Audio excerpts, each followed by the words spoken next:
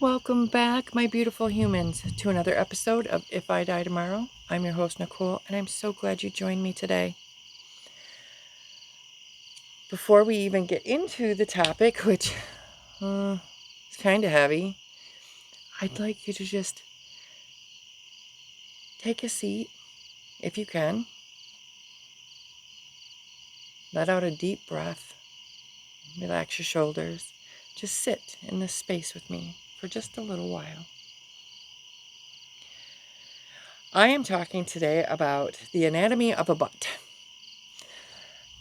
Specifically, when it comes to wrongdoings, misunderstandings.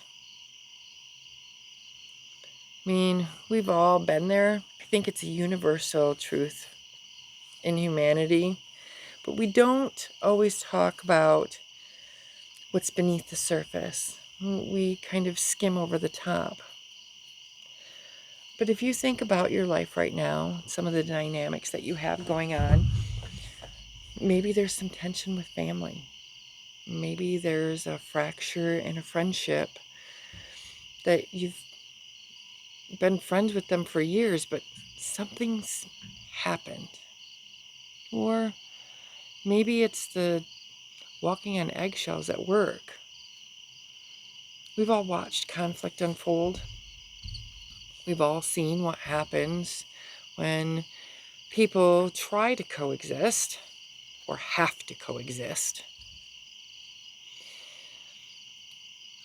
And then we see it with people who truly deeply care for each other, but they get stuck in an exhausting loop of hurt, judgment, and miscommunication. We get stuck asking ourselves, how did we get here? Why is this so hard to fix? Can we fix it? Today, I want us to pull back the layers of how we handle apologies, how we demand explanations, and why we turn so many of our interactions into an endless tug-of-war where both sides end up exhausted and sometimes heartbroken. I'd like to say this. An explanation isn't always an exit strategy.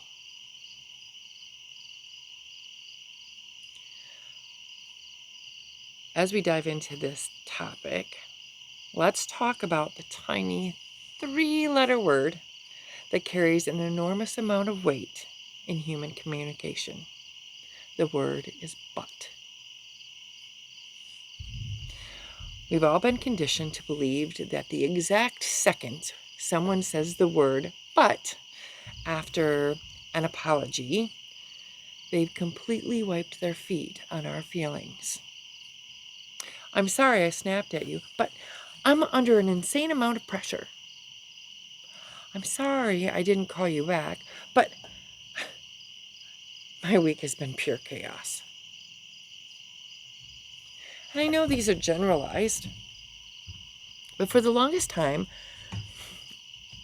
I held a very firm line on this, and I have been guilty of it myself.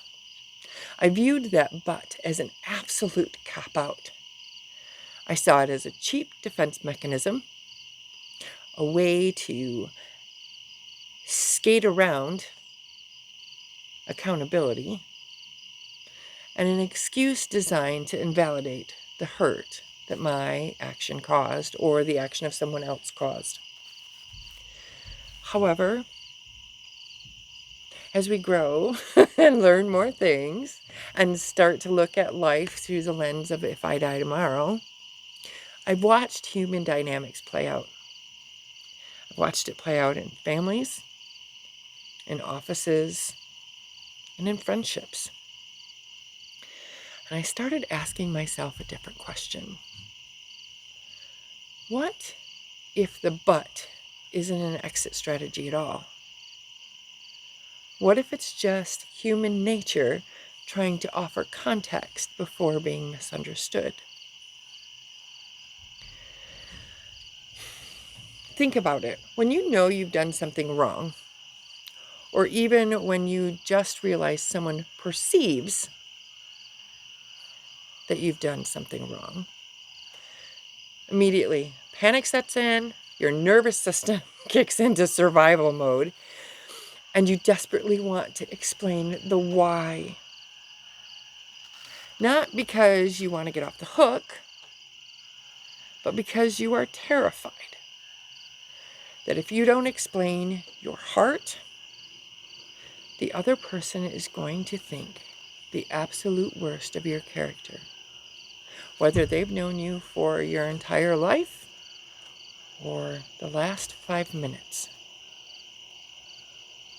It's an instinctive attempt to say, please see my humanity while you're looking at my mistake.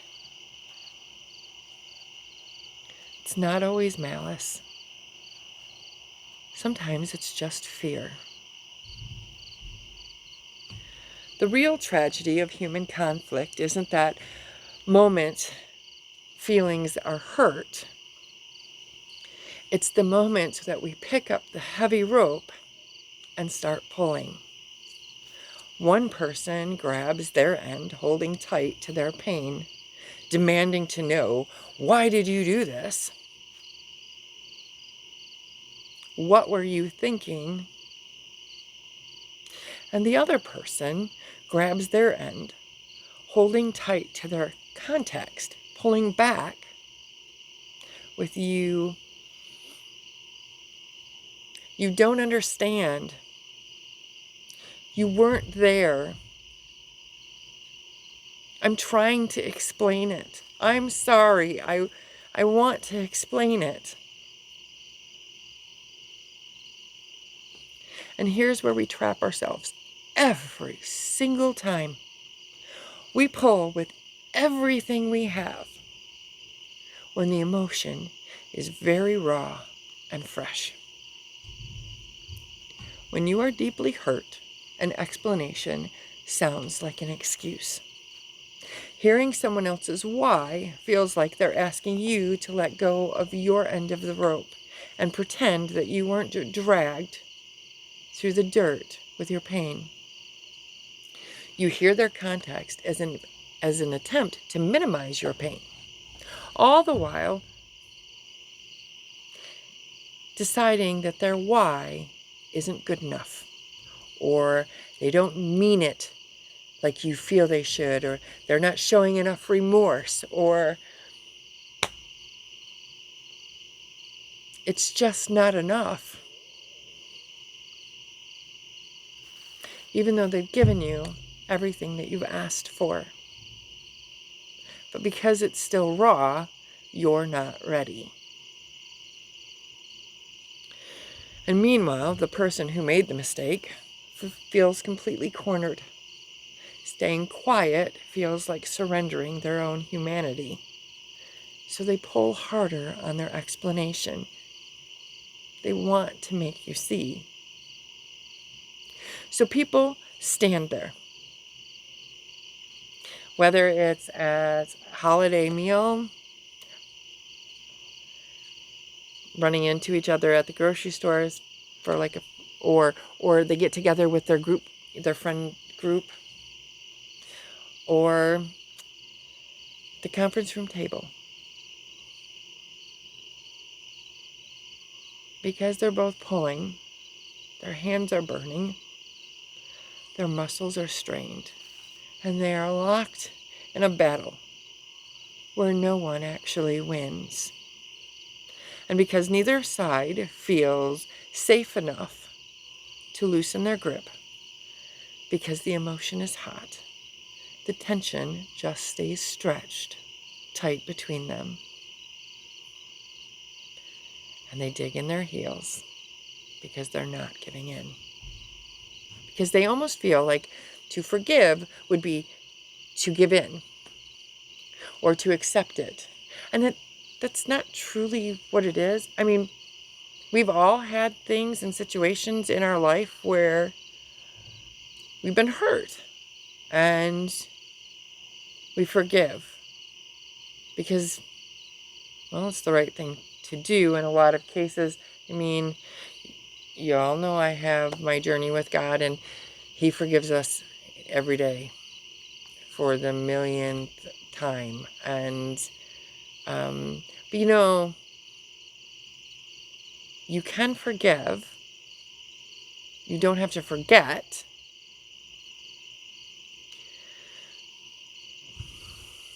But if you've been listening to the show for a while, you've heard me talk about this before. Sometimes I've told you the why doesn't matter. If you're at your peak, you're never going to think that their why is enough. And you should own that part of it.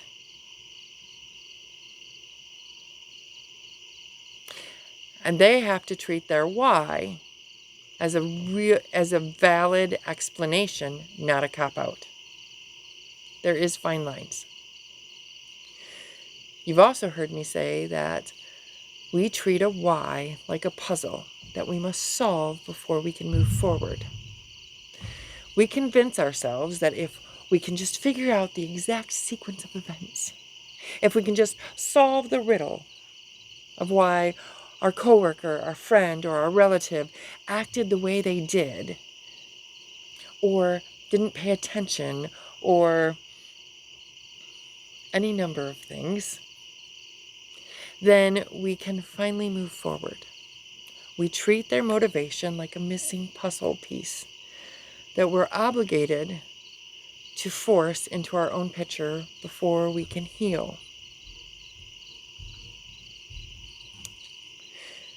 We tell ourselves things like, if I can just understand their logic, I won't hurt as bad.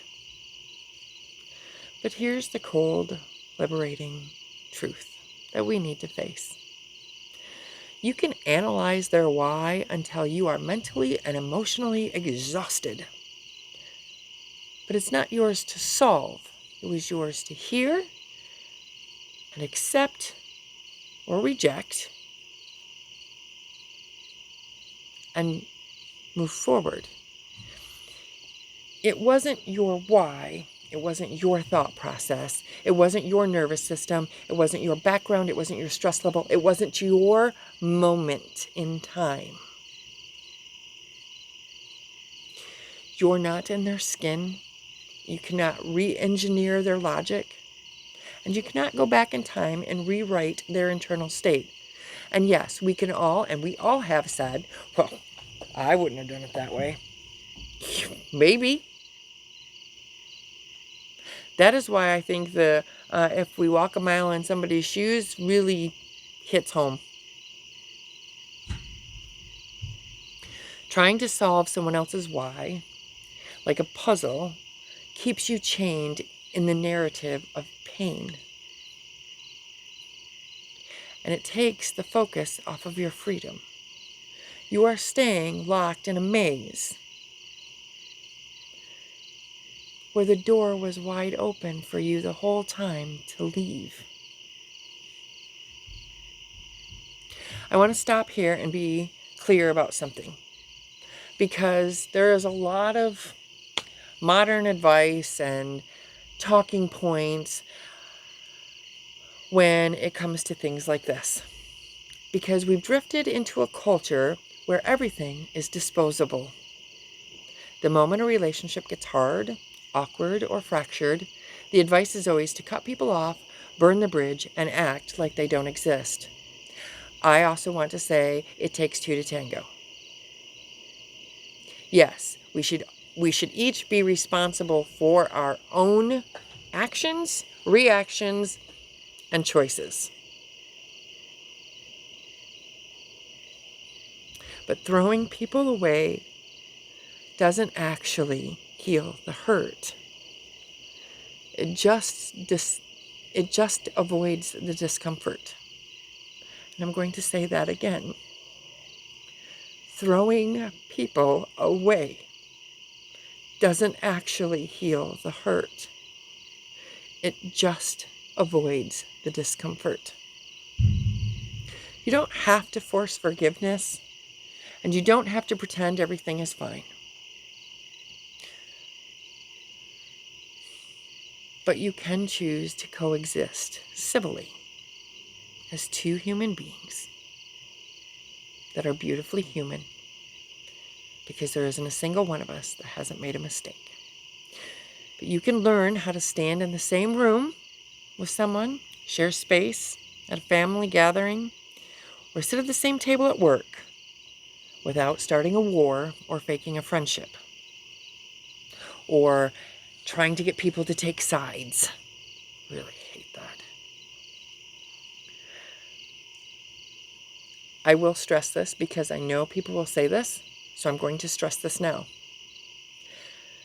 Civil coexistence applies to normal human frictions and misunderstandings and hard dynamics. It does not apply to situations of domestic violence, abuse, or danger. You never owe anyone your presence, your space, or a seat in a room if they have harmed you or threatened your safety. Protecting yourself and staying away from an abuser, to watch it because sometimes they flag words, is not throwing a relationship away. It's keeping yourself safe. Full stop. No questions. I will also say that two opposing things can be true at the same time. There is one truth, 2 points of view. Their reason can make total, complete sense to them based on where they were at the time, mentally and emotionally, and the situation and circumstances within it. And what they did caused you real harm or pain. Both of those things are true, and neither one cancels out the other. The goal here isn't forced reconciliation or disposable connections. It's emotional neutrality. Neutrality is a superpower sometimes. It's looking at a situation and saying, this happened, it sucked, I understand how they got there, but it changed things between us.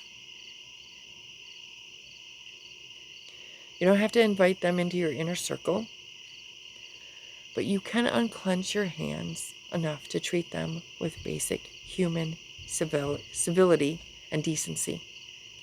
You can let the event belong in the past, share the room in the present, and protect your own peace while doing it. And I know you have to take a step back when that happens, because you are not going to come to that conclusion in the heat of it. So, as we head into this week, whatever uncomfortable meetings or hard conversations that you might have on your horizon, I want to leave you with this question to carry with you. Where in your life are you holding on to someone else's why, like it's a puzzle you are forced to solve? What would happen if you just dropped the rope today? What if you stopped waiting for them to fix what happened? And most of the time, there is no fixing because you can't go back. Stopped treating the relationship like it's either has to be perfect or completely thrown away. And just allowed yourself to exist in the same room with peace. You don't need anyone else to rewrite their past for you to enjoy your present. Sometimes the most powerful, soulful thing you can do for your own life is to simply drop the rope. Step back from it and choose quiet, civil peace. I want to thank you so much for spending a little time with me today. And as always, be kind, be grateful, stay humble. Until next time.